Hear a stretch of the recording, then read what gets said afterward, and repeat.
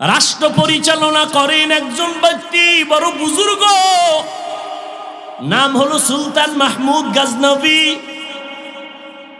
সুলতান মাহমুদ গজনবী একদিকে রাষ্ট্র চালায়, রাজনীতিবিদ নেতা, অন্যদিকে তাহাজ্জুদের মুসাল্লার বুজুর্গ।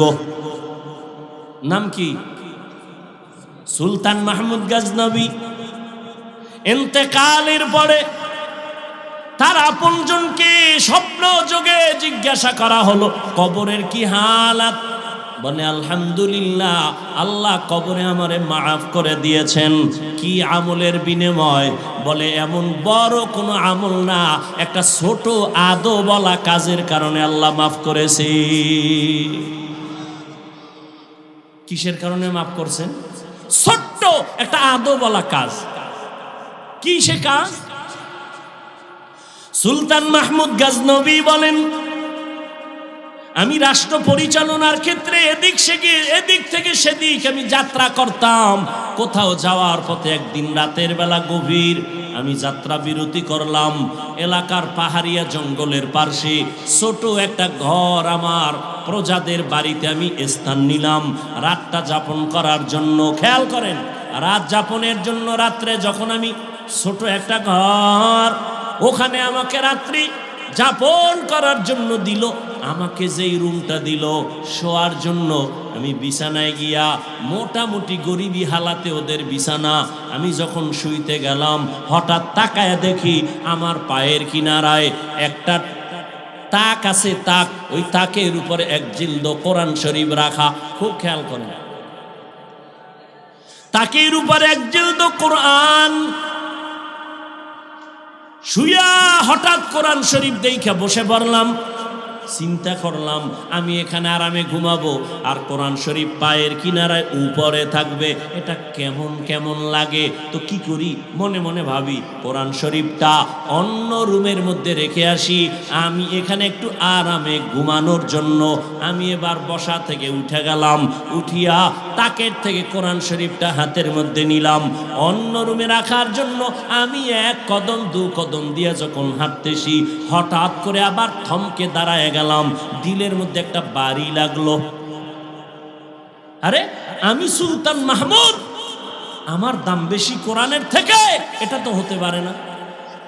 আমি আরামে ঘুমাবো, কোরআন শরীফ দূরে রাখবো একটা ময়লা রুমের মধ্যে আমার আরামের জন্য? না,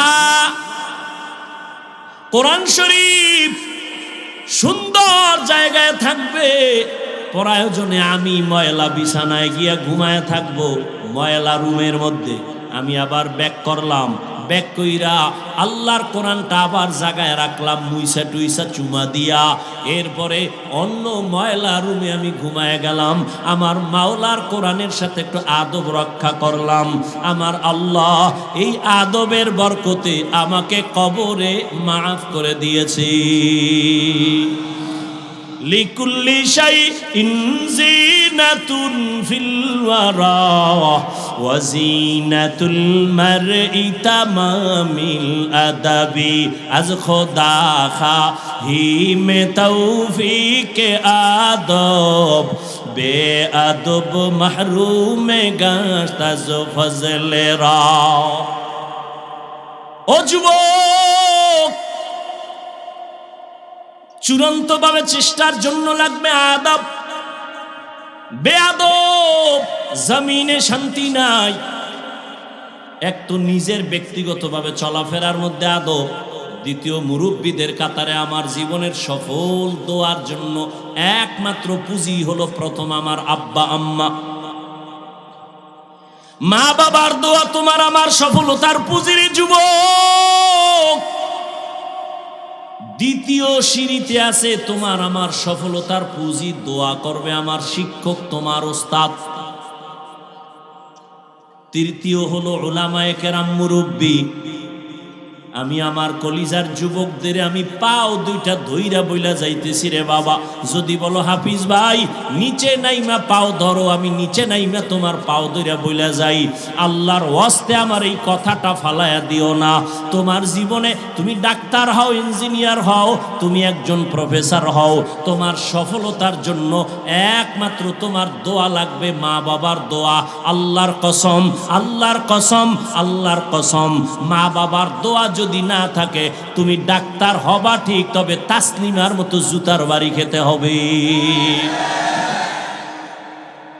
প্রফেসর হবি ঠিক, তবে আহমদ শরীফের মতো জুতার বাড়ি খাবি।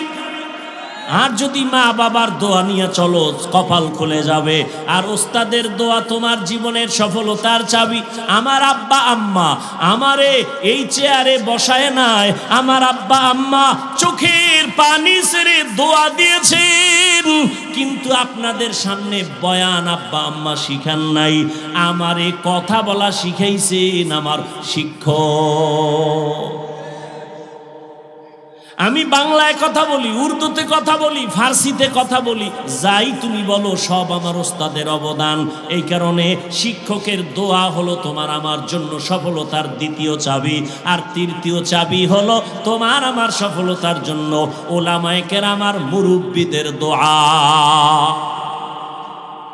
যুবকদেরকে আমার জীবনের একটা চূড়ান্ত বয়ান, ও যুবক, জীবনে পারলে মা বাবার দোয়া নিও, যদি পারো ওস্তাদের দোয়া নিও, যদি পারো বাবা মুরব্বি ওলামায়ে কেরামের দোয়া নিও। যদি একান্তভাবে মা বাবার দোয়া নিতে নাও পারো, আমার পায়ে হাত রাইখা বলি বাবা মা বাবার বড়দোয়া নিস না। যদি শিক্ষকের দোয়া নিতে নাও পারো, পায়ে ধরে বলে গেলাম শিক্ষকের বড়দোয়া নিবি না, কারণ মা বাবার বড়দোয়া একটা আগুন, শিক্ষকের বড়দোয়া একটা আগুন। আল্লাহর কসম করে বলি, মা বাবার বড়দোয়া যদি কপালে লেগে যায়, মরার আগে চাকার তলে তোর মাথা ঢুকে যাবে, টের পাবি না। যে আমার আম্মা জানের কণ্ঠের আওয়াজ ভেতরের রুমের থেকে সামনের দরজায় কেউ থাকলে শুনে না, এত কণ্ঠ ছোট, কিন্তু আমি যেদিন দুনিয়াতে আসছিলাম আমার আম্মার প্রসব বেদনা, এমন কান্নার আওয়াজ, আম্মার কান্নার আওয়াজের কারণে পাশের বাড়ির মানুষ রাতে ঘুমাতে পারে নাই। কি সান্ত্বনা দাও, আমার স্বামীকে একটু কাছে দাও, তোমরা সরে যাও। আব্বা জানকে ডাইকা আম্মা জান, আব্বা জানের হাতটা ধইরা কয়, স্বামী আমার তোমার ঘরে আসছি, মন ভরে খেদমত করতে পারি নাই, আমারে তুমি আজ মাফ করে দাও। আমার মাথার উপরে 7 আসমান চেপে গেল, আমি মনে হয় এখন মরণের বিছানায় আছি, দাবি রাখবা না, দয়া করে আমারে মাফ করে দাও। আব্বা জান আম্মা জানের হাত ধরে কাঁদে আর কয়, বিবি ধৈর্য ধারণ করো, কান্না করিও না। এই কথা বলিয়া আমার আব্বা দৌড়ায় গিয়া যায় নামাজে সেজদায় পড়ে কাঁদে, ও দয়ার মালিক, আমার স্ত্রীটাকে সুস্থ করে দাও, আমার সন্তানকে তুমি আরামে প্রসবের ব্যবস্থা করে দাও। ওই মাকে কখনো কষ্ট দিয়া নামাজে দাঁড়াবা, নামাজ হবে না। জীবনের মূল কষ্ট মায়ের প্রসব বেদনা, 7 আসমান 7 জমিন তখন মায়েরই মাথায়। জীবনের মূল কষ্ট মায়ের, জীবনের মূল কষ্ট মায়ের প্রসব বেদনা, 7 আসমান 7 জমিন তখন মায়েরই মাথায়। আমার সুন্দর মুখ দেখে মার, আমার সুন্দর মুখ দেখে মায়ের ব্যথা যায় দে হাসাইয়া। ও আমার প্রাণের মা, মা গো মা, কোথায় গেলে মোরে ছাড়িয়া?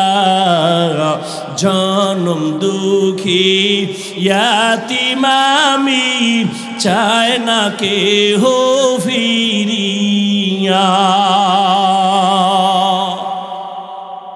আমি যখন ছিলাম আমার মায়ের উদরে, চলাফেরা করলেন যে মায়ে কত কষ্ট করে। আমি যখন ছিলাম আমার মায়ের উদরে, চলাফেরা করলেন যে মায়ে কত কষ্ট করে। এমন মাকে কেমনে আজি, এমন মাকে কেমনে আজি যাব আমি ভুলিয়া। ও আমার প্রাণের মা, মা গো মা, কোথায় গেলে মোরে ছাড়িয়া? জনম দুঃখী ইয়াতীম আমি, চায় না কেহ ফিরিয়া। মাগো আমি এতিম বলে সবাই দেয় তারাইয়া, ক্ষুধার জ্বালায় দিন কাটাই মা পেটে ক্ষুধা নিয়া। ঘুমের মাঝে মাকে দেখে, ঘুমের মাঝে মাকে দেখে কেঁদে দেই বুক ভাসাইয়া। ও আমার প্রাণের মা, মা গো মা, কোথায় গেলে মোরে ছাড়িয়া? জনম দুঃখী ইয়াতীম আমি, চায় না কেহ ফিরিয়া। নিজেকে যদি বড় বানাতে চাও হে মুমিন, বড়দের কদমে নিজেকে করে দাও বিলীন। मिटा दो अपना हस्ती को अगर कुछ मर्तबा चाहो कि दाना खाक में मिलकर गुले गुलजार होता है। অহংকার বড় মনে করি কেন? আমার এলেম বেশি, টাকা বেশি, এই বেশির তো কোনো ভ্যালু নাই। আমি বড় বক্তা, বড় বক্তা বলে কত বড় কত বড়? যত বড় তুমি হও, বাংলাদেশের খতিবে আজম সিদ্দিক আহমদ রহমাতুল্লাহ আলাইহির 1000 ভাগের 1 ভাগ হতে পারবা না। তুমি বড় মুফতি সাহেব, কত বড় মুফতি, যত বড় তুমি মুফতি হও, হাটহাজারীর পার্শ্বে মেখল মাদ্রাসার বাণী মুফতি আজম মুফতি ফয়জুল্লাহ রহমাতুল্লাহ আলাইহির 1000 ভাগের 1 ভাগ তুমি হতেই পারবা না। কে সে মুফতি ফয়জুল্লাহ? ইন্তেকালের সময় অসুস্থ হয়ে গেছেন, আলেম ওলামা পাশে বসে আছেন। ডাক্তার আইসা টেটিস্কোপ যন্ত্র একটা মাথা কানে লাগায়, একটা বুকে লাগায়, চিৎকার দিয়া বেহুশ। হুশে আসার পরে বলেন, ডাক্তার চিল্লাইয়া বেহুশ হয়ে গেছো কেন? ডাক্তার বলে আল্লাহর জাতের কসম, শত মানুষ এক জায়গায় বসে আল্লাহর নামের জিকির করলে যেমন আওয়াজ হয়, মুফতি ফয়জুল্লাহর বুকের মধ্যে, সিনার মধ্যে সে জিকিরের আওয়াজ কানে শুনেছি। আউলিয়ারা কারে উকবা ইখতিয়ার, জাহেলারা কারে দুনিয়া ইখতিয়ার। মাইলে মোমেন সোয়ে মোমেন মিশাওয়াত, মাইলে কাফের সোয়ে কাফের মিশাওয়াত। এজন্য নবী বলেন নিজের ছোট মনে করিও, আল্লাহ মর্যাদা বাড়াবেন। নবীর মতো দামি আর কে আছে? মুফতি ফয়জুল্লাহ রাহমাতুল্লাহ আলাইহি কেন সব মুফতিয়ানে কেরাম, মুফাসসিরিনে কেরাম যদি এক পালায় দেই, সাহাবায়ে কেরামের সমান হবে না, তারা আরো বড়। কয় সাহাবায়ে কেরাম কত বড়, রহমতুল লিল আলামিনের সাথে তুলনাই হবে না। নবী কত বড়, আমার নবী কত বড়। নবী আসার আগে বিধর্মীরা সেই বয়ান করে নবী কত বড়, নবী আসার পরেও বয়ান চলে। রহমতের নবী বলেন আল্লাহ আমাকে আউয়াল আর আখিরের ইলম সব আমাকে দান করেছেন। আদমরে যা দিয়েছেন আমাকে তা দিয়েছেন। আদমেরটাও দিলেন, নূহ নবীরটাও দিলেন, শীশ আলাইহিস সালামেরটাও দিলেন, ইব্রাহিম নবীরটাও দিলেন, ইসমাইল নবীরটাও দিলেন, মূসা নবীর ইলম আমাকে দিয়েছেন। সব নবীদের ইলম আমাকে দান করেছেন। নবী বলেন আমি খুশি। আল্লাহ কয় দিছি তো আমি, কি পরিমাণ দিছি এটা না আমি জানি। আল্লাহ কয় আমি কি দিছি জানেননি? মা উতিতুম মিনাল ইলমি ইল্লা কালিলা। আমার ইলমের সাগর, ওই ইলমের সমুদ্র থেকে নবী আমি আপনাকে যা দিছি খুবই সামান্য। দেখছেন নি কারবার? নিজেকে যদি বড় বানাতে চাও হে মুমিন, বড়দের কদমে নিজেকে করে দাও বিলীন। আল্লাহ কয় আপনার সামান্য দিছি, তা আল্লাহর কাছে কি পরিমাণ ইলম জমা। এই জন্য আল্লাহ নবীরে কয় আপনি সবসময় দোয়া কইরেন কি রব্বি জিদনি। দেখছেন নি আমনের আমি মাঝে মাঝে আবার বাড়াবো, রব্বি জিদনি ইলমার দোয়া করবেন, আর আমি ইলম বাড়াবো, আমি ইলম বাড়াবো। আল্লাহর নবী দোয়া পড়তেন সব সময় রব্বি জিদনি ইলমা, ও আল্লাহ তুমি ইলম বাড়াও, জ্ঞান বাড়ায় দাও। ওই ইলম চাই না যেই ইলম দ্বারা ইবলিস বেয়াদবি করেছে। ও বান্দা তুমি ইলম শিখেছো, তোমার জ্ঞান আর তোমার শিক্ষা, তোমার ইলমে যদি তোমারে বিনয়ী করতে না পারে, এই ইলম দিয়া লাভ কি? তোমার ইলমে যদি তোমাকে তাওয়াজুআন করতে না পারে, তোমাকে ছোট বানাইতে না পারে, অহংকার মুক্ত করতে না পারে, এই ইলম মদিনার ইলম না, এই ইলম ছিল ইবলিসের ইলম। ইলমে রা'জাজু করদন বেহিসাব, খলকে রাদা দন জওয়াবে বাসওয়াব, হক না দারদ দোস্তে খলকা জারে রা, নিস্তে ই খসলত একে দিনদারে রা। নিজেরে ছোট বানাইয়া চলিও, মর্যাদা আল্লাহ বাড়ায় দিবেন। দেখবা যেই সমাজের মানুষটা নম্র ভদ্র শালীন, সবাই তারে মহব্বত করে, সম্মান করে। আর যার মধ্যে নম্রতা নাই, ভদ্রতা নাই, কেউ তারে মহব্বত করে না, দূরে রাখে। বিনয়ী হতে হলে আদবওয়ালা হতে হয়। এজন্য নবী বলেন আদাবানি রব্বি ফাআহসানা তাদিবি, রব আমারে আদব শিখাইছেন, আমি মায়ের গর্ভ থেকে আদব শিখে আসি নাই। আদব এটা শিখতে হয়, মায়ের গর্ভ থেকে নিয়ে আসা যায় না। আসেন আমি আয়াতের মধ্যে ঢুকি। আল্লাহ বলেন যারা প্রাণপণে চেষ্টা করে আল্লাহ পাওয়ার জন্য, আমি আল্লাহ তাদের জন্য অনেক রাস্তা খুলে দিব। অনেক বলতে কি একটা? জবাব দেন। অনেক, 100, 1000 না 1 লাখ, কোনো সীমা না। খুব খেয়াল করেন, আমি আলোচনায় ঢুকতেছি, আপনাদের দোয়া থাকলে একটু আগাবো ইনশাআল্লাহ। কষ্ট হবে এখানে যতক্ষণ বসে আছেন, একটা গুনাহ তো হবেই না, নেক লেখা হবে, অনবরত নেক। আল্লাহ সবাইকে কবুল করে।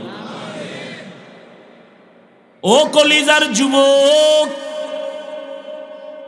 ও পর্দার আড়ালের আম্মা জান, ও বোনেরা, ও বৃদ্ধ বাবাজি, কয়দিন গত বছর এখানে বয়ানে আসছিলাম নি?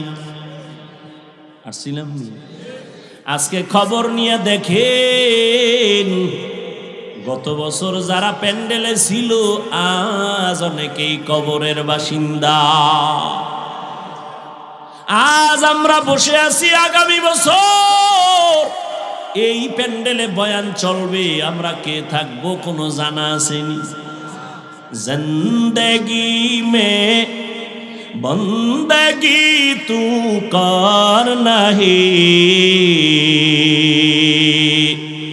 জিন্দেগি মে বন্দগি তু কর নাহি,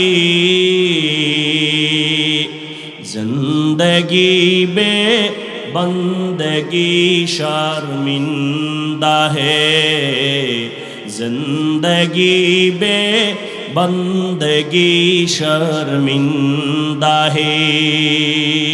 খারাপ লাগে যুবকেরা? একটা হারমোনিয়াম হইলে একটু মজা পাইতি, একতারা হইলে আরো মজা না? এখন যুবকেরা তো সব আপডেট, বাংলা গান শুনে না, সব হিন্দি। মোবাইলে হিন্দি গান চালায় আর লাফায়, কিও অর্থ কি আব্বাও বুঝে না, আমিও বুঝি না, লাফাও কেন, কয় মজা।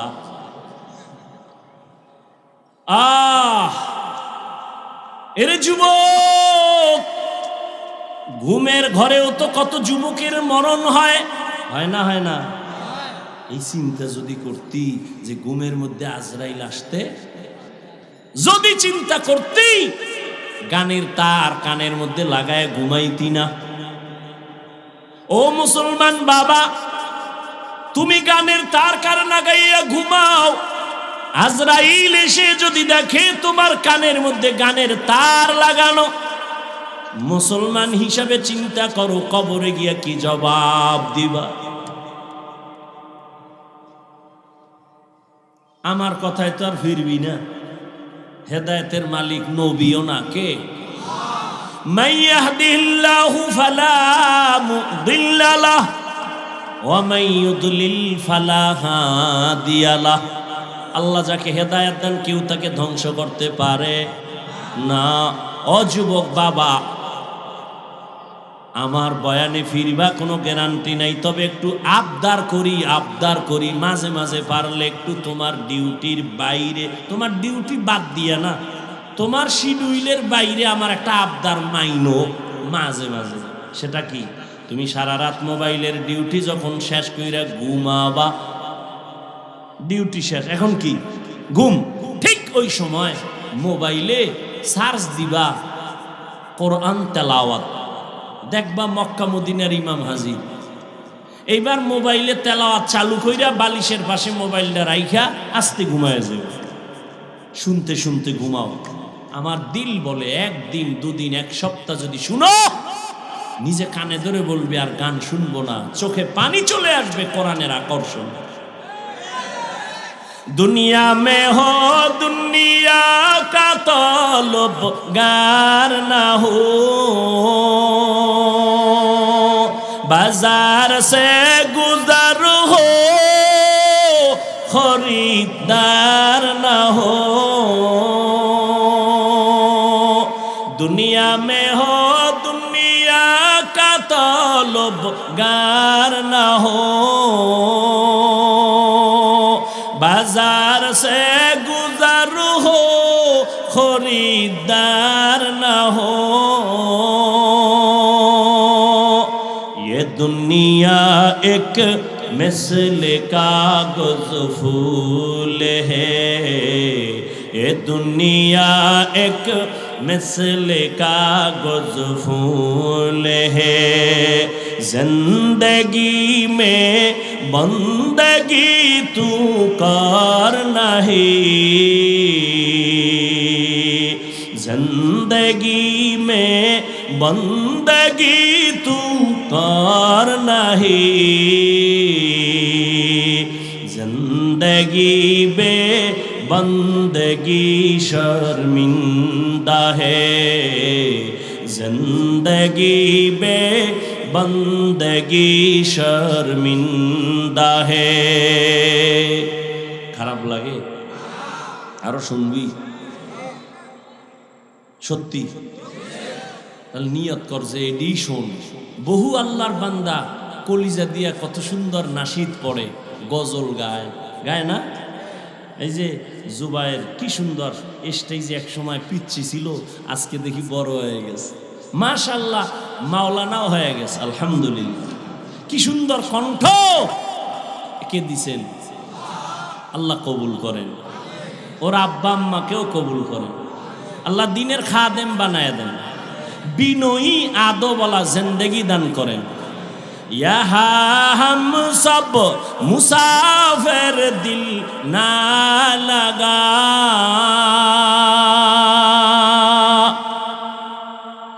এ দুনিয়া মুসাফির খানা, দিলটাকে দুনিয়ামুখী করো না, দুনিয়া তোমার পেছনে ঘুরবে, তুমি আল্লাহর খোঁজে ঘুরো।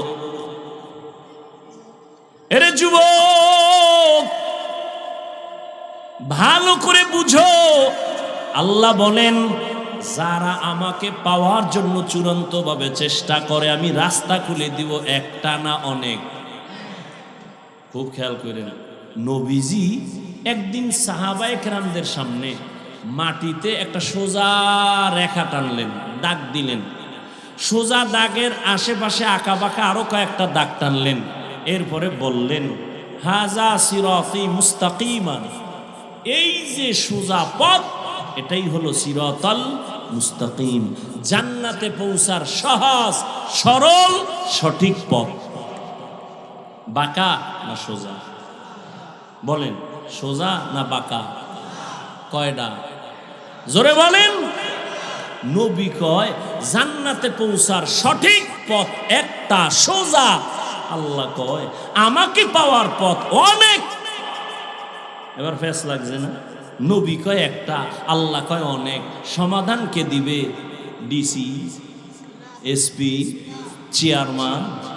কিয়ামত পর্যন্ত ইসলামী শরীয়তের সব বিষয়ের সমাধান দিবে একমাত্র উলামায়ে আহলে হক। আল্লাহ বুঝার তৌফিক দান করেন। সমাধান কি? সমাধান হলো, আমি এটা আরো আগেও অনেক জায়গায় বলছি, আপনাদের হোমনা থেকে অথবা ধরেন ঢাকা চট্টগ্রাম যাইতে বিশ্ব রোড আসেনি? কয়টা? একটা। কয়টা? বিশ্ব রোড একটাই হয়। কয়টা হয়? কিন্তু বিশ্ব রোডে ঢুকার জন্য ডানে বামে আরো রোড আছে না নাই? শাখা রোড একটা না অনেক? হ্যাঁ। রহমতের নবী বলেন জান্নাতে যাওয়ার বিশ্ব রোড সিরাতাল মুস্তাকিম, আর আল্লাহ জি বলছেন অনেক পথ। এগুলো হলো বিশ্ব রোডে ঢোকার জন্য শাখা রাস্তা। কয় যেমন ইমামে আজম আবু হানিফা রহমাতুল্লাহ আলাইহির একটা রাস্তা বাতানো, ইমাম মালিকের আর একটা রাস্তা, ইমাম শাফিঈ রহমাতুল্লাহ আলাইহির আলাদা আর একটা রাস্তা, ইমাম আহমদ বিন হাম্বল রহমাতুল্লাহ আলাইহির আলাদা আর এক রাস্তা। কিন্তু পেরেশান হওয়ার কিছু নাই। ইমামে আবু হানিফার রাস্তায় যদি দৌড় দাও, সামনে গিয়া দেখবা সিরাতাল মুস্তাকিমের সাথে লাইন লাগানো। ইমাম মালিকের রাস্তা দিয়া যদি দৌড় দাও, সামনে গিয়া দেখবা সিরাতাল মুস্তাকিমের সাথে লাইন লাগানো। ইমাম আহমদ বিন হাম্বলের রাস্তা দিয়া যদি দৌড় দাও, সিরাতাল মুস্তাকিমের সাথে লাইন লাগানো। এক কথায় তারা সবাই আহলে সুন্নাত ওয়াল জামাতের অনুসারী। এদের পথ দিয়া যদি আগাইতে থাকো, সিরাতাল মুস্তাকিম দিয়া জান্নাতে পৌঁছতে পারবা। লাকাদ জানাল বিলাদা ওয়া মান আলাইহা ইমামুল মুসলিমিনা আবু হানিফা বুধ ইমামে বাসফা আসে রাজে উম্মতানে মুস্তফা। তাহলে আল্লাহ পাওয়ার রাস্তা অনেক। আমার কাম কি? খেয়াল করেন, আমি বয়ান কিন্তু গুছাই নিতেছি। আমার কাম কি? আল্লাহ রাস্তা খুলে দিবেন অনেক। আমার কিছু করণীয় নাই। কি? চেষ্টা। বলেন কি? আসায়ু মিন্নি ওয়াল ইতমামু মিনাল্লাহ। বান্দার কাজ চেষ্টা করা, পরিপূর্ণতাকে দিবেন আল্লাহ দিবেন। খুব খেয়াল করেন, এখন চেষ্টা যে করবে, সবাই চেষ্টা করে।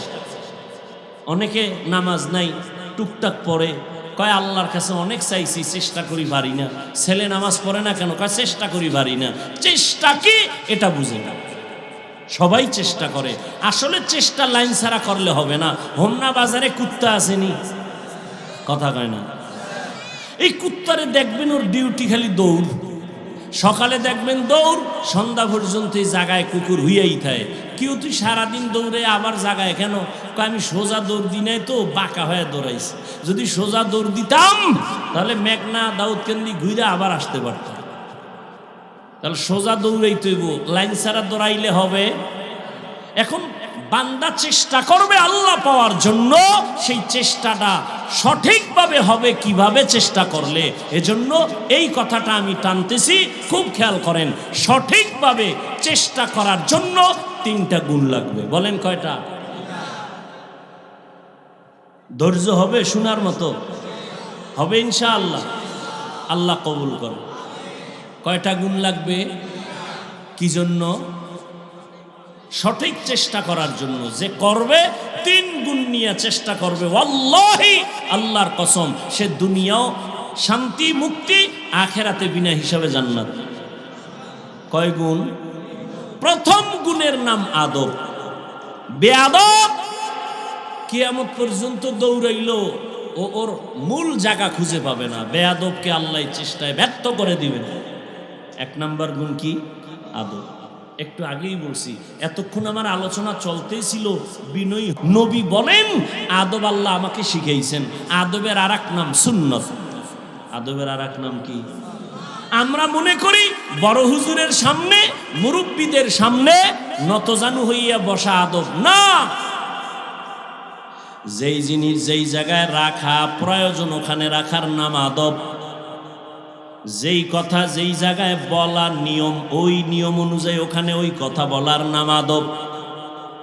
কারণ আমি যদি কে আমার চিননি কি, আমি বড় বক্তা, আমি বড় মাওলানা, মুফতি, সবাই বলবে না অহংকারী? বুঝেন বুঝেন, বলবে না? আচ্ছা, এখন হোমনা মসজিদে ইমাম নিবে, কি নিবে? ইমাম নিবে। ইন্টারভিউ হয়নি, কথা বলেন না কেন? ইন্টারভিউতে বড় বড় আলেম বয়া রয়েছে টেবিলে, ভাই আপনি কি পড়ছেন? এখন যদি বিনয়ী হয়ে কয় না হুজুর কিছুই করিনি, আমি কিচ্ছুই, আমার ইলম নাই, আমল নাই, কিচ্ছু নেই, এটা আদব? কথা বলেন। ওখানে ইন্টারভিউর টেবিলে এটা বলা আদব? তাহলে যেখানে যেই কাজ করার নিয়ম, যে কথা বলার নিয়ম, ওখানে ওই প্রয়োগ করা এর নাম আদব। সেই ক্ষেত্রে হাঁটার মধ্যে আদব আছে, কথার মধ্যে আদব আছে, চোখের চাহনির মধ্যেও আদব আছে। এই যে হাত পা নাড়াচাড়া করি, এখানেও কি আছে? আদব আছে। যার আদব নাই ওই বান্দা কোনদিন চেষ্টা করেও সীমানায় যেতে পারবে। লিকুল্লি শাইইন জিনাতুন ফিল ওয়ারা ওয়াজিনাতুল মারই তামামিল আদাবি আজ খোদা খাহি মে তৌফিক আদব বে আদব মাহরুম গাশত আজ ফজলে রব। রাষ্ট্র পরিচালনা করেন একজন ব্যক্তি, বড় বুজুর্গ, নাম হলো সুলতান মাহমুদ গজনবী।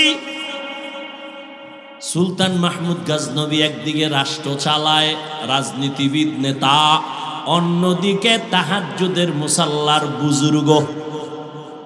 নাম কি? সুলতান মাহমুদ গজনবী। ইন্তেকালের পরে তার আপনজনকে স্বপ্ন যোগে জিজ্ঞাসা করা হলো কবরের কি হালাত। বলে আলহামদুলিল্লাহ, আল্লাহ কবরে আমারে মাফ করে দিয়েছেন। কি আমলের বিনিময়? বলে এমন বড় কোনো আমল না, একটা ছোট আদো বলা কাজের কারণে আল্লাহ মাফ করেছে। কিসের কারণে মাফ করছেন? ছোট্ট একটা আদো বলা কাজ। কি সে কাজ? সুলতান মাহমুদ গজনবী বলেন, আমি রাষ্ট্র পরিচালনার ক্ষেত্রে এদিক থেকে সেদিক আমি যাত্রা করতাম। কোথাও যাওয়ার পথে একদিন রাতের বেলা গভীর আমি যাত্রা বিরতি করলাম। এলাকার পাহাড়িয়া জঙ্গলের পার্শ্বে ছোট একটা ঘর, আমার প্রজাদের বাড়িতে আমি স্থান নিলাম রাতটা যাপন করার জন্য। খেয়াল করেন, রাত যাপনের জন্য রাত্রে যখন আমি ছোট একটা ঘর, ওখানে আমাকে রাত্রি যাপন করার জন্য দিল। আমাকে যেই রুমটা দিল শোয়ার জন্য, আমি বিছানায় গিয়া, মোটামুটি গরিবী হালাতে ওদের বিছানা, আমি যখন শুইতে গেলাম হঠাৎ তাকায় দেখি আমার পায়ের কিনারায় একটা তাক আছে। তাক, ওই তাকের উপরে এক জিলদ কোরআন শরীফ রাখা। খুব খেয়াল করেন, তাকের উপরে এক জিলদ কোরআন। শুয়া হঠাৎ কোরআন শরীফ দেখে বসে পড়লাম। চিন্তা করলাম আমি এখানে আরামে ঘুমাবো আর কোরআন শরীফ পায়ের কিনারায় উপরে থাকবে, এটা কেমন কেমন লাগে। তো কি করি, মনে মনে ভাবি কোরআন শরীফটা অন্য রুমের মধ্যে রেখে আসি, আমি এখানে একটু আরামে ঘুমানোর জন্য। আমি এবার বসা থেকে উঠে গেলাম, উঠিয়া তাকের থেকে কোরআন শরীফটা হাতের মধ্যে নিলাম অন্য রুমে রাখার জন্য। আমি এক কদম দু কদম দিয়ে যখন হাঁটতেছি, হঠাৎ করে আবার থমকে দাঁড়ায় গেলাম। দিলের মধ্যে একটা বাড়ি লাগলো। আরে আমি সুলতান মাহমুদ, আমার দাম বেশি কোরআনের থেকে? এটা তো হতে পারে না। আমি আরামে ঘুমাবো, কোরআন শরীফ দূরে রাখবো একটা ময়লা রুমের মধ্যে আমার আরামের জন্য? না, কোরআন শরীফ সুন্দর জায়গায় থাকবে, প্রয়োজনে আমি ময়লা বিছানায় গিয়া ঘুমায় থাকবো ময়লা রুমের মধ্যে। আমি আবার ব্যাক করলাম, ব্যাক কইরা আল্লাহর কোরআনটা আবার জায়গায় রাখলাম মুইসা টুইসা চুমা দিয়া। এরপরে অন্য ময়লা রুমে আমি ঘুমায় গেলাম। আমার মাওলার কোরআনের সাথে একটু আদব রক্ষা করলাম। আমার আল্লাহ এই আদবের বরকতে আমাকে কবরে মাফ করে দিয়েছে। লিকুল্লি শাইইন জিনাতুন ফিল ওয়ারা ওয়া জিনাতুল মারই তামামিল আদাবি আজ খোদা খাহিমে তৌফিকে আদব বে আদব মাহরুমে গাস্তাজ ফজলেরা। আর আমার স্কুল কলেজের ছেলেরা বোনেরা, এরা বিদ্যার পৃষ্ঠা ছিঁড়ে জুতার মধ্যে ঢুকা। মিশা কইছি? আছে না নাই? আরে বেটা, বুঝাবার জন্য বলি, মোহাব্বত লাগায় বলি, শত্রু মনে করিও না। পৃথিবীতে ওলামায়ে কেরাম তোমাদের চূড়ান্ত বন্ধু, আর কেউ বন্ধু না, সব ধান্দাবাজ। কেউ তোমাদের আপন না, সব স্বার্থপর। স্বার্থে আঘাত লাগলে দল থেকে সদস্য পদ কাটে না, কল্লা কেটে দেয়। সত্য কথা বলো, মানো আর না মানো, স্বীকার করো। এই স্বার্থপর আছে না নাই? একমাত্র উলামায়ে কেরাম নিঃস্বার্থ তোমাদের বন্ধু, খোদার কসম করে বলি। আর কেউ তোমাদের বন্ধু নেই, সব স্বার্থপর। কিন্তু তোমরা উলামায়ে কেরামের কাছে যাও না, দূরে থাকতে চাও। এই অবস্থা পরিবর্তন করো। উলামায়ে কেরাম কলিজা দিয়ে দোয়া করে, মহব্বত করে। আল্লাহ বুঝার তৌফিক দান করে। কোরআনের সাথে আদব রক্ষা আল্লাহ নাজাত দিয়ে দিয়েছেন। রাস্তায় বহু পাগল দেখি, শীত বাড়তেছে পাগলও বাড়তেছে, কিন্তু পাগল আশ্চর্য পাগল, ইংলিশে টকিং করে। আর এক পাগল দেখি একদিন রাস্তায় আরবি, অনর্গল আরবি বলে। আমি বললাম, কিউ পাগল, তুই পাগল হই আবার কোন জায়গায় গিয়ে আরবি শিখলা? ইংলিশ শিখলা না? কোথাও শিখে নাই। খুঁজা খুঁজা ভাবলাম ইংলিশ শিখলো কই। হঠাৎ করে অন্তরে জবাব আইছে, ও পাগল হইয়া ইংলিশ শিখে নাই, আরবি শিখে নাই, বরং মাদ্রাসার ভালো ছাত্র ছিল, বেয়াদবির কারণে পাগল হয়ে গেছে। স্কুল কলেজের ভালো স্টুডেন্ট ছিল, শিক্ষকের সাথে বেয়াদবির কারণে রাস্তার পাগল হয়ে গেছে। মা বাবার দোয়া নিস, যদি না পারো পায়ে ধরে বলে গেলাম অন্তত বড় দোয়া নিস না। ও যুবক বাবা, শিক্ষকের দোয়া নিও, যদি না পারো অন্তত দাবি রইল বড় দোয়া নিও না। আগুন ওলামায়ে কেরামের বড় দোয়া আগুন। এই যত আকাম যত ঝামেলা দেখতেছো সবগুলো আলেমদের সাথে বেয়াদবির ফলাফল। হারামগো হোমনার মুসলমান নাকে তেল লাগায় ঘুমায়, স্বাধীন হয়ে গেছে দেশ। কি হয়েছে? আর ওদিকে ঢাকার শহরে কিছু কিছু আম্মা জানেরা সাংবাদিক সম্মেলন করে। তারা কারা? কয় আমরা দেহ ব্যবসা করতাম, আমাকে অধিকার ফেরত চাই, আমরা দেহ ব্যবসা করে খাবো। তুমি নাকে তেল লাগায় ঘুমাও। মুসলমান নাকে তেল লাগায় ঘুমাতে পারে না।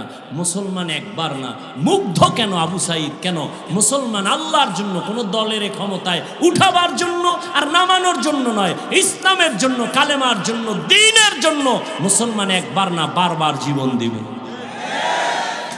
তৈরি থাকতে হবে। মুসলমান নাকে তেল লাগায় ঘুমাবে স্বাধীন।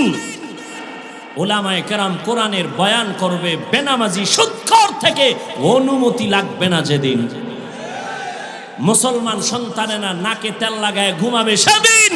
এদেশের প্রত্যেকটা মসজিদের কমিটিতে বেনামাজি সুদখোর থাকবে না যেদিন। শিয়ালের হাতে মুরগি দিয়া কয় 3 দিন আমানত। শিয়াল পণ্ডিত কয় দোয়াও চাই মাফও চাই, জিন্দা কেন মরাও ভাইতি না। শিয়ালের হাতে মুরগি দিলে যা হবে, সুদখোর বেনামাজির হাতে ধর্মের চাবি দিলে তাই হবে। একটু রাজনীতি করলাম না? রাজনীতি চিনো, দুর্নীতি চিনো, পেটনীতি চিনো, রাজনীতি চিনো না। আল্লাহর কসম করে বলি, পৃথিবীতে রাজনীতির শ্রেষ্ঠ কিতাবের নাম কোরআন শরীফ। আর কয় কোরআনে রাজনীতি নেই। রাজনীতি চিনো? পৃথিবীর শ্রেষ্ঠ রাজনীতির শিক্ষক আমার রাসূল। পৃথিবীর শ্রেষ্ঠ পার্লামেন্ট, সংসদ ভবন হলো রাসূলের মসজিদে নববী। মসজিদে রাজনীতি হবে না, ইমাম থাকবে নিরপেক্ষ। নতুন করে স্লোগান দাও, ইমাম যদি নিরপেক্ষ থাকতে হয়, কমিটির প্রত্যেকটা মানুষকে নিরপেক্ষ থাকতে হবে। কমিটি যদি দুর্নীতি, রাজনীতি, ভেটনীতি করে, ইমাম সাহেব মাইক লাগাইয়া ইসলামের রাজনীতি করবে। কোরআনের রাজনীতি নাই। যত জুতা আছে সব জুতা নিব যদি প্রমাণ দিতে না পারি। কোরআনের রাজনীতি নাই। হ্যাঁ, আপনি পেট নীতি আর ধান্দাবাজি করেন, এডি কোরআনে নেই। এখন বলবেন হাফিজ ভাই কই আছে? আমনের সুন্দর একটা পরামর্শ দিয়া যায়, বালিশে মাথা লাগাই এটা শুনেন। এই বাংলা তো পড়তে পারেন আলহামদুলিল্লাহ, আপনারা নেতা টেতা যারা আছেন। সুলাইমান বিলকিসের ঘটনা আছে না? পুরাটাই রাজনীতি। ওই বাংলা তর্জমাটা পড়েন, টের পাইবেন রাষ্ট্রনীতি কাকে বলে। ইউসুফ নবী জুলাইখার ঘটনা আসেনি? পুরাটা রাষ্ট্রনীতি। একা একা বাংলা বইরে টের পাইবেন রাজনীতি কারে করে।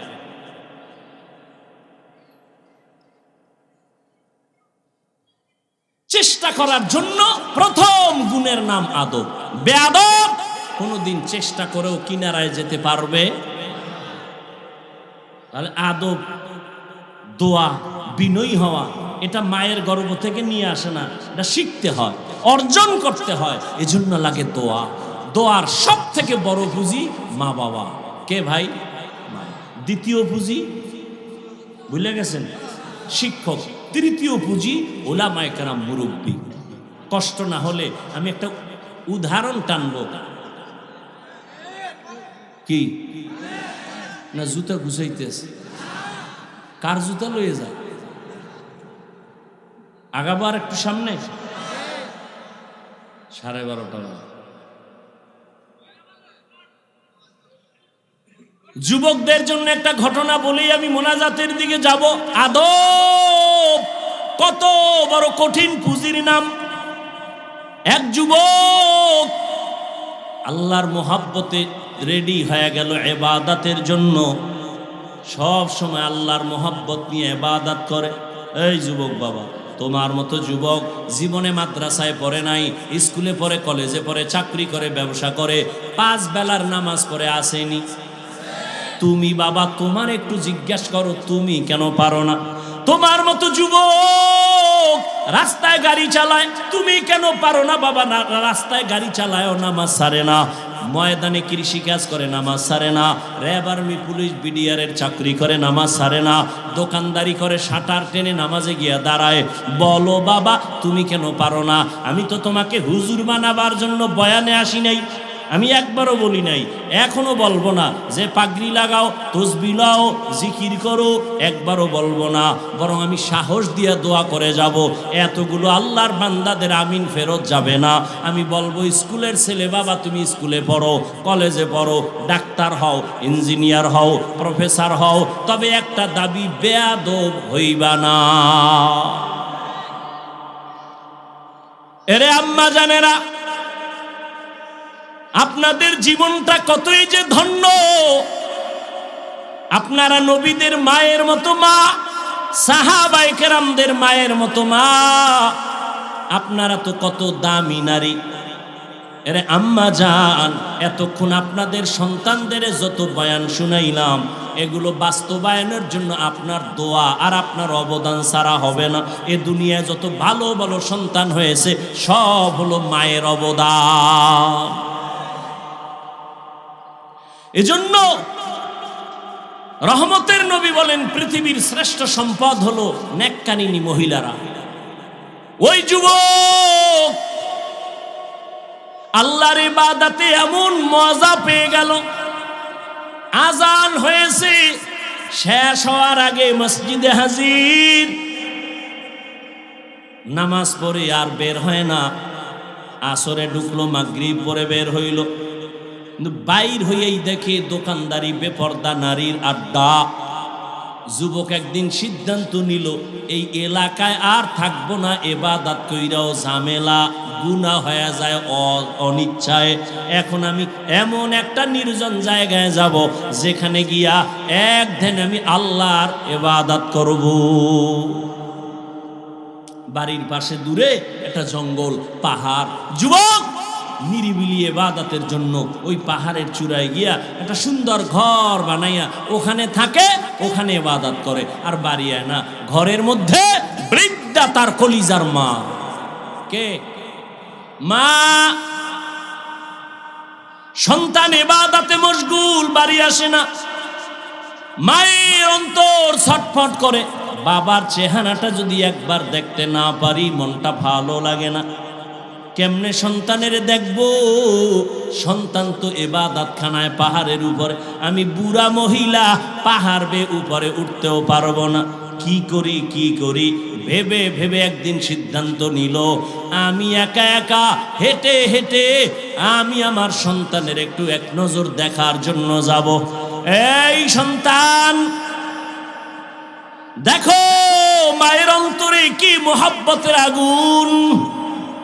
বৃদ্ধা মা সকাল 10টা-11টায় সূর্য যখন উপরে উঠে গেল, রোদের তাপ বেড়ে গেছে, বৃদ্ধা মা ঘর থেকে বেরিয়ে একা একা হেঁটে হেঁটে পাহাড়ের কিনারায় গিয়া নিচে দাঁড়াইয়া মহিলা কেমনে যে বাচ্চাটারে ডাক দিছে। সাহাবায়ে কেরামদের নবী নিজে ওভাবে দেখায়, সূর্যের আলো উপর থেকে যখন চোখে লাগে তখন মানুষ হাত দিয়া এভাবে ছায়া দেয়নি, নবী এইভাবে দিয়া এবার সাহাবাদের বুঝায়। ওই বৃদ্ধা মা পাহাড়ের কিনারায় গিয়া উপরে তাকাইয়া হাতটা দিয়া সূর্যের আলোটারে আড়াল করে এবার উপরে মুখ করে ডাক দিছে, ও সন্তান, আমি তোর বৃদ্ধা মা কষ্ট করে এখানে হাজির, একটু নেমে আয়, একটা নজর আমি তোর চেহারাটা দেখব, কলিজা ঠান্ডা করব। সন্তানকে ডাক দিছে আম্মা জান, সাথে সাথে সন্তান ডাক শুনছে। কিন্তু সন্তান এমন সময় ডাক শুনছে যখন সন্তান নামাজের ভেতরে দাঁড়ানো। সন্তান চিন্তা পড়ে গেছে, আম্মা জান যে ডাক দিল, আমি কি আম্মার ডাকে সাড়া দিব নাকি আল্লাহর মহব্বতে নামাজেই থাকবো? চিন্তা কইরা সন্তান সিদ্ধান্ত নিল, না মায়ের ডাকে সাড়া দিব না, আমি আল্লাহর মহব্বতে নামাজেই থাকব। মাসআলা কি? নফল নামাজে দাঁড়াইছো, মা ডেকেছে বারবার, জরুরি, নামাজ ছেড়ে দাও, মায়ের ডাকে সাড়া দাও। কারণ তোমার পুরো জীবনটাকে যদি মায়ের গোলাম পায়ের নিচে দিয়া দাও, মায়ের ঋণ আদায় হবে? জীবন দিয়া মা কষ্ট করেছেন। ওই যুবক আল্লাহর গোলাম নামাজের মধ্যে দাঁড়ানো, কানের মধ্যে আওয়াজ আসছে, মা পেছন থেকে পাহাড়ের পাদদেশে ডাক দিছে। যুবক সিদ্ধান্ত নিল, আম্মা জানের ডাকে আমি সাড়া দিব না, আমি নামাজের মধ্যেই থাকব। আল্লাহর ইবাদতে এত মজা, মায়ের ডাকটাকে সে কোনো কর্ণপাত করলো না। বৃদ্ধা মা, নবী বলেন, রোদের তাপে নিরুপায় হইয়া বৃদ্ধা মা আবার কষ্ট করে করে বাড়ি চলে গেল।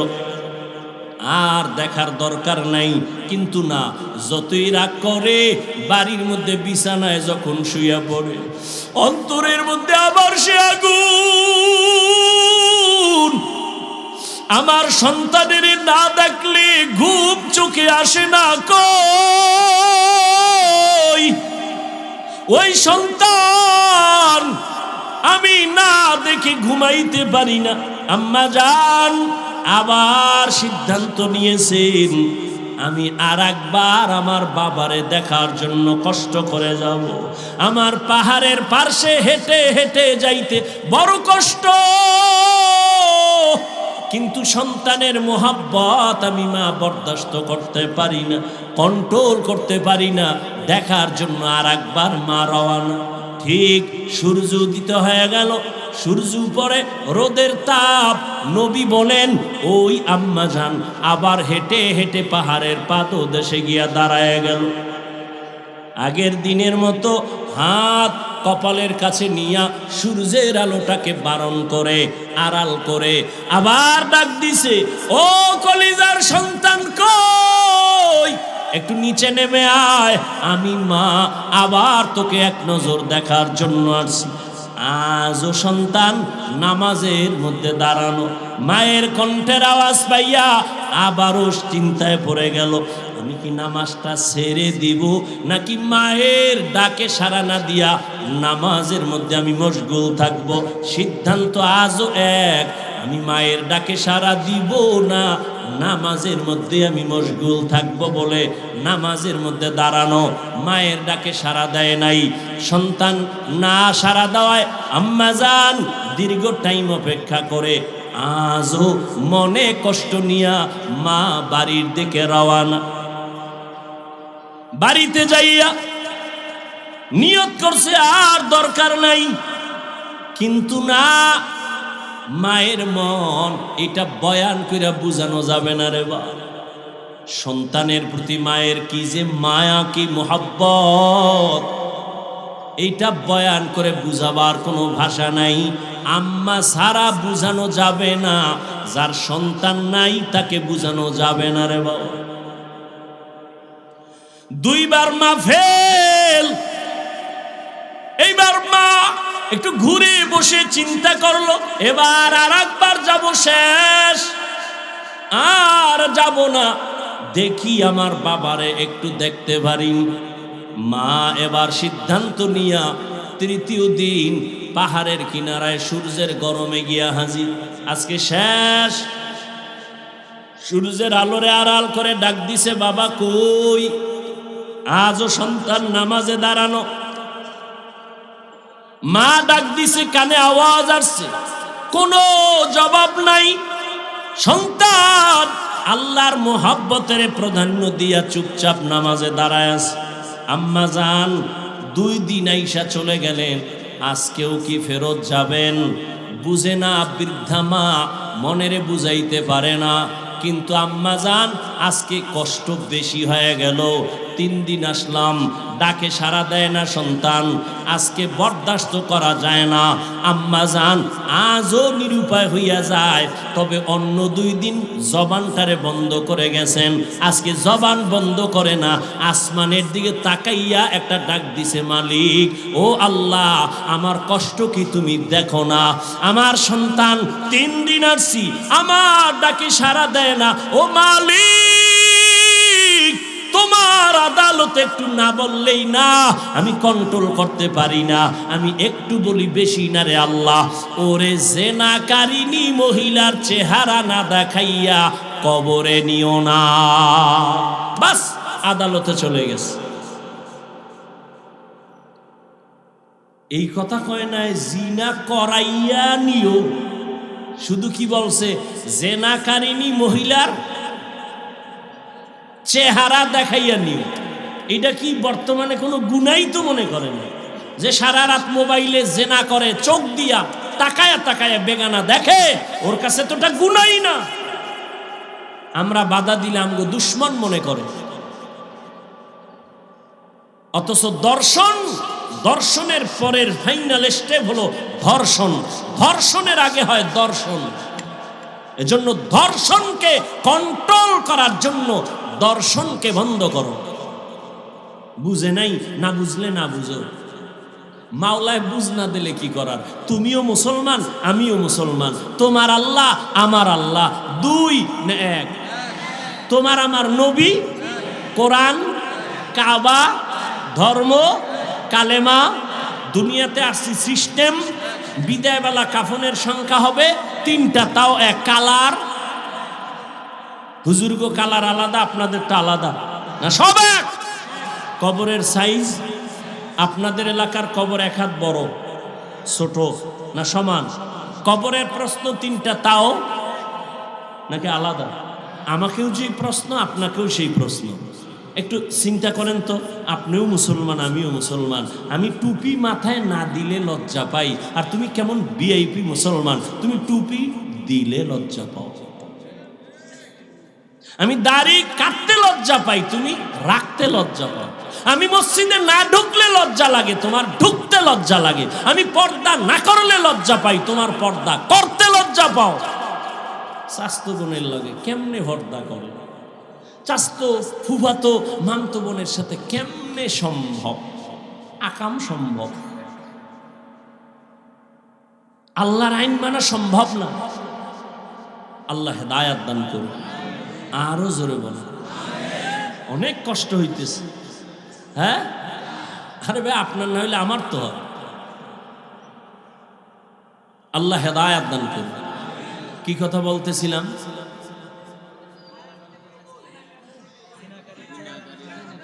জিনাকারী মহিলার চেহারা না দেখাই আমার ছেলেরে মরণ লাগিয়ে গেছে। আর সে আজিমে ছেলে কিন্তু নামাজে দাঁড়ানো। বাকি অংশটুকু বলবো? এই পর্দার আড়ালের আম্মা জান, ভালো করে বুঝেন, এমন একটা সন্তান দুনিয়ায় রেখে যাবেন, ডাক্তার হইয়াও আপনার জন্য কোরআন পড়ে দোয়া করবে। এমন একটা সন্তানের মা হয়ে কবরে যাবেন, সন্তান ইঞ্জিনিয়ার হবে, কোরআন পড়ে পড়ে দোয়া করবে। ওই যুবক নামাজে দাঁড়ানো, মায়ের ডাকে সাড়া দেয় নাই, মা জবান থেকে মালিকের কাছে কথা বলে চলে গেলেন। এলাকার মানুষ গর্ব করে, আমগো এলাকার এক বুজুর্গ যুবক এত সুন্দর ইবাদত করে, কোনো তুলনাই নাই। মায়ের বরদোয়া তো এটা তো কবুল হইয়েই গেছে। কেমনে কেমনে কবুল হইতেছে দেখতে থাকেন। এলাকার মানুষ গর্ব করে, আরে আমগো হুজুর কঠিন এক হুজুর, বড় ইবাদত করে, কঠিন ইবাদত। একজন ওই এলাকার সুন্দরী রমণী রূপসী, সে কয় এত প্রশংসা করো কার? কয়েক যুবক। যুবক কাহা যুবক? কত টিকবে না কেন? বলে আমারে দেখলেই ফেল। এলাকার লোক বলে কোশ্চিন কালেও না, চ্যালেঞ্জ কা চ্যালেঞ্জ, যাও। এইবার মহিলা চলে গেল পাহাড়ের উপরে। পাহাড়ের উপরে যাইয়া ওই বেপর্দা নারী সুন্দরী রূপসী যুবকের দেখে। যুবক নামাজের মধ্যে দাঁড়ানো। যুবতী ওই নারীটা সুন্দরী রমণী যুবকের সামনে দাঁড়ায় গেল। যত অপকৌশল পড়ার দরকার সব কৌশল করিয়াও দেখে যুবকের নজরটা ওই যুবতীর দিকে একবারও যায় না। সর্বশেষ ওই মহিলা ফের ব্যর্থ হইয়া নিচে চলে আসলো।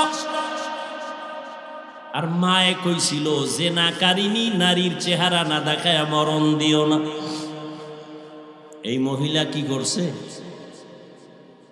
পাহাড়ের নিচে নাইমা পার্শ্বে এক এলাকা, চেটিয়াল খোলা ময়দান, বকরির রাখাল ওখানে দাঁড়িয়ে আছে। সেও সুদর্শন এক সুপুরুষ। ওর সাথে যাইয়া জেনা করে ফেলছে। জেনা করে ওই মহিলার গর্ভে বাচ্চা চলে আসলো। দীর্ঘ কয়েক মাস পরে বাচ্চাটা দুনিয়াতে যখন আসলো, এই আল্লাহর বান্দি জাহান্নামী নারী বাচ্চাটার এই কোলের মধ্যে নিয়া এলাকায় ঘুরে আর কয়, দেখো তোমরা যার এত গুণগান গাইছো পাহাড়ের উপরে ইবাদত করে, ওই তোমগো বুজুর্গ আমার সাথে জিনা করেছে, তার এই বাচ্চা। ঘটনা বুঝছেননি? বাচ্চা কার? কার? মহিলা কয় কার? বুজুর্গ। যুবক ওই যে মা দোয়া করছে, এটাও কবুল হওয়া লাগবে। জেনাকারিনী মহিলা যখন বলল তোমাদের প্রশংসিত সেই আবেদ বুজুর্গ যুবকের এই বাচ্চা জিনা করেছে, মানুষ তো তালে তালে লাফায়, তলার খবর নেয় না, তদন্ত করে না। লাঠি লয়া দৌড়ায় গেল সবাই।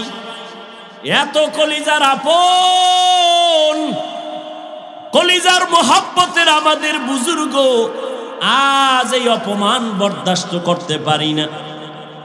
কয়েকজন তাজা মানুষ গিয়া তার ইবাদত খানাটারে ভেঙ্গে ফেলল।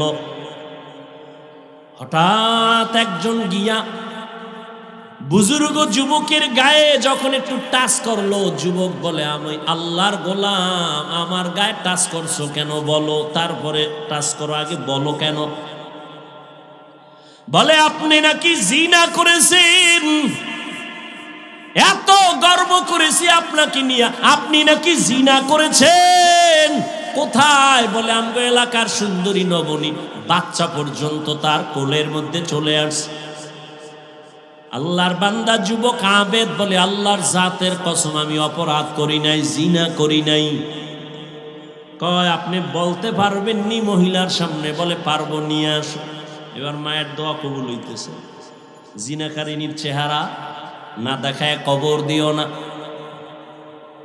যুবক ইবাদতে লিপ্ত। এলাকার মানুষ বলে এই নারী ওই বুজুর্গের সামনে দাঁড়ায় বলতে পারবি নি? কয় পারবো। কয় চল। পাহাড়ের পাদদেশে এলাকার অনেক মানুষ সহ ওই মহিলা বাচ্চা নিয়ে দাঁড়ানো। এবার একজনে ডাক দিছে, আসেন আমরা সব রেডি। মহিলা বাচ্চা নিয়ে আসছে, আপনি নিচে নেমে আসেন। ওই যুবক নিচে নজর করে দেখে অনেক মানুষ, সুন্দরী মেয়ে বাচ্চা নিয়ে দাঁড়ানো। যুবক এটা দেখা সিজদায় পড়ে উপরে বয়া কান্নে, আল্লাহ জানি না তুমি না জানি আমার উপরে বেজার হয়েছে। ও আল্লাহ আমি এতদিন তোমার কদমে কুদরতি ভাবে সিজদা করি, তুমি ইজ্জত হেফাজতের মালিক, আমার উপরে অপবাদ আসছে আমি নাকি জিনা করেছি। আল্লাহ তুমি তো জানো আমি নিষ্পাপ, আমি জিনা করি নাই। ও আল্লাহ, তুমি আমার ইজ্জতের হেফাজত করো, কুদরতের দ্বারা তুমি হেফাজতের ব্যবস্থা করো। যুবক কান্নাকাটি করে দোয়া করিয়া এবার পাহাড়ের নিচে নেমে আসলো। নিচে নেমে এসে ঠিক ওই সুন্দরী মেয়েটা সামনে বাচ্চা নিয়া, আল্লাহর বান্দা যুবক ডাক দিয়া বলে, কি ব্যাপার এই মেয়ে, কি নাকি তুমি রটাইছো আমার নামে? বলে হ্যাঁ। কি রটাইছো? বলে তুমি আমার সাথে জিনা করেছো। বলে মিথ্যা কথা। বলে নেই তো তোমার বাচ্চা। তখন কি আর ওই কি জানি পরীক্ষা করে না, ডিএনএ আসিল, কিচ্ছু নাই। আর মিয়া রসুল শুনাইতেছেন এ ঘটনা, তাহলে বুঝেন ওই যুগের না, আরো আগের, বহু আগের ঘটনা, নবীজি দুনিয়াতে আসার আগের ঘটনা। কি এইবার যুবক ইবাদতকারী কয়, সত্যি করে বলতে পারবি? বলে হ্যাঁ আমি সত্যি বলছি। তা বাচ্চাটা আমার কোলে দে।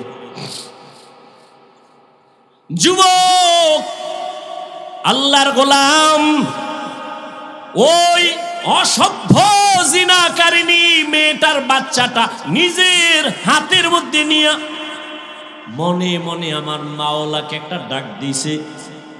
ডাক দিয়ে আল্লাহ তুমি হক জাহের করে দাও। ওই যুবক ইবাদত করনেওয়ালা কোলের বাচ্চাটারে, দুধের বাচ্চা, কথা বলতে পারে না, সবার সামনে চিৎকার দিয়ে কয়, রে শিশু তুই একটু সবার সামনে জবান খুলে বল তোর বাবাকে। শিশু বাচ্চার জবান খুলে গেল। শিশু বাচ্চা ওই বেচারার হাতের মধ্যে থেকে সবার সামনে আওয়াজ দিয়া বলে, আমার বাবা হলো ওই রাখাল, আমার বাবা ওই রাখাল। এবার এলাকার মানুষ ওই মহিলার উপরে আক্রমণ। আল্লাহ দেখায় দিলেন, তুই যে কান্না কইরা দোয়া করছো তোর ইজ্জত বাঁচানোর জন্য বাঁচায় দিলাম, আর তোর মায়ও যে কইছে জিনাকারিনীর চেহারা দেখা লাগবে, দেখাইয়াও দিলাম। মায়ের সাথে চালাকি চলবে না, বাবার সাথে চালাকি চলে না, শিক্ষকের সাথে চালাকি চলে না। ও বাবা, জীবনটারে যদি সফলতায় নিতে চাও, ডাক্তার হও, ইঞ্জিনিয়ার হও, যাই হও না কেন, মা বাবার দোয়া নিও, ওস্তাদের দোয়া নিও, মুরব্বী ওলামায়ে কেরামের দোয়া নিও। শেষ কথা, আমার দোয়া যদি নিতে নাও পারো, আমার কলিজার দাবি, ও যুবক বাবা, মা বাবার বরদোয়া নিও না, ওস্তাদের বরদোয়া নিও না, আলেম ওলামাদের বরদোয়া নিও না। ওরে জীবনটা আর কয়দিন হেলায় খেলায় কাটায় দিবা, এখনো সময় আছে, তওবা করে নাও। মায়ের থেকে দোয়া নিও। মা যদি তোমার মাথায় হাতটা বুলায়া দোয়া করে দেয়, কপাল খুলে যাবে। ও পর্দার আড়ালের আম্মা জান, আপনারা তো এত দামি মা, আপনারা তো খাদিজা রাদিয়াল্লাহু তাআলা আনহার মতো নারী, ফাতেমা রাদিয়াল্লাহু তাআলা আনহার মতো নারী, আপনারা আয়েশা রাদিয়াল্লাহু তাআলা আনহার মতো দামি নারী, ইসমাইল নবীর মা হাজেরা আলাইহা সালামের মতো দামি নারী। এরে আম্মা জান, ঈসা নবীর মা মারিয়াম আলাইহা সালামের মতো দামি নারী। জগৎ বিখ্যাত বেঈমান ফেরাউন, ওই ফেরাউন আল্লাহর সাথে চ্যালেঞ্জ দিয়া নিজেরে খোদা দাবি করিয়া, কিন্তু দেখেন আল্লাহর কুদরত। ওই ফেরাউনের স্ত্রীর নাম কি? কি? আসিয়া। যেই খোদা ফেরাউন নিজেরে খোদা বলছে, আল্লাহরে মানে নাই, তার ঘরে আসিয়া কত দামি ঈমানওয়ালা। নবীজি বলেন, কিয়ামতের ময়দানে, জান্নাতের ময়দানে আমি মুহাম্মদের সাথে আসিয়ার সাথে বিবাহ হবে। ও এলাকার আম্মা জানেরা, আপনার স্বামী তো ফেরাউনের মতো খারাপ না। ও মা, আপনি যদি একটু নামাজ পড়ে দোয়া করতেন আর স্বামীকেও নামাজের দাওয়াত দিতেন, আর স্বামীকে যদি বলতেন, স্বামী আমার, তোমার ঘরে না খাইয়া খাইয়া কষ্ট করে জীবন কাটাবো, কিন্তু আমার জীবনের একটা দাবি, তুমি হালাল টাকা ঘরে আনবা, হারাম টাকা ঘরের মধ্যে নিবা না। হারাম টাকা খাওয়াইয়া আমাদের সন্তানের রক্ত নাপাক করব না, হারাম টাকার কামাই দিয়া আমাদের শরীরের রক্ত নাপাক করব না। একটা মা যদি স্বামীকে বারবার বলতো, কোনো স্বামী হারাম টাকা ঘরে নিতে পারতো না। এরে আম্মা জান, আপনার মতো কত মা এখনো আছে তাহাজ্জুদ পড়ে, 5 বেলার নামাজ পড়ে স্বামীর মাল হেফাজত করে, মোবাইলে সময় নষ্ট করে না, পর্দা রক্ষা করে চলে। ও পর্দার আড়ালের বোনেরা, আপনার মতো কত বোন লেখাপড়া করে, নামাজ ছাড়ে না, মোবাইলে চরিত্র নষ্ট করে না। মানুষের জীবনের অমূল্য এক সম্পদ হলো সুন্দর চরিত্র। ও বোনেরা, আপনার মতো বোন চরিত্রবানের অভাব নাই, আপনারা কেন পারবেন না? ও যুবক বাবা, এখন থেকে তওবা করে নাও। তোমার মতো যুবক যদি দিনের লাইনে চলতে পারে, জেনারেল লাইনে থাকিয়া তুমি পারবা না কেন? ও বৃদ্ধ বাবাজিরা, আপনাদের মতো কত বুড়া মানুষ মসজিদে গিয়া লাঠি হাতে নিয়ে কষ্ট করে করে হেঁটে হেঁটে গিয়া নামাজ পড়ে, আপনারা কেন পারবেন না? আল্লাহর কাছে তওবা করেন, মনে মনে আল্লাহকে বলেন, হে আল্লাহ, জীবনে তো গুনাহ কম করি নাই, আজকে থেকে তওবা করে নিলাম, আদব নিয়া নবীর তরিকা মেনে চলবো। ও যুবক বাবা, মনে মনে আল্লাহকে বলো, আল্লাহ, হায়াতের মালিক তুমি, ইজ্জতের মালিক তুমি, জীবনে গুনাহ তো কম করি নাই, মনে চাইছে নামাজ পড়বো না, পড়ি নাই, মনে চাইছে গুনাহ করব, করেছি, আজকে তওবার নিয়ত করে ফেললাম, আর নামাজ ছাড়বো না, দাড়ি কাটবো না, বেপরদায় চলবো না, মা বাবার সাথে বেয়াদবি করব না, উলামায়ে কেরামের পরামর্শ নিয়া নবীর তরিকা মেনে চলবো, ওস্তাদের দোয়া নিয়ে চলবো। সবার কপাল খুলবে কিনা জানা নাই। আজকে বয়ানের শুরুতে আবু জাহালের কথাই তো বলেছিলাম, নবীরে দেখলো, কপালে কালেমা জুটলো না, জানি না ময়দানে কার কপাল খুলবে আর কার কপাল পুড়ে যাবে। যদি কপাল খুলিয়া যায়, ওই বান্দা তওবা করবে, মরে যাব আর নামাজ ছাড়বো না।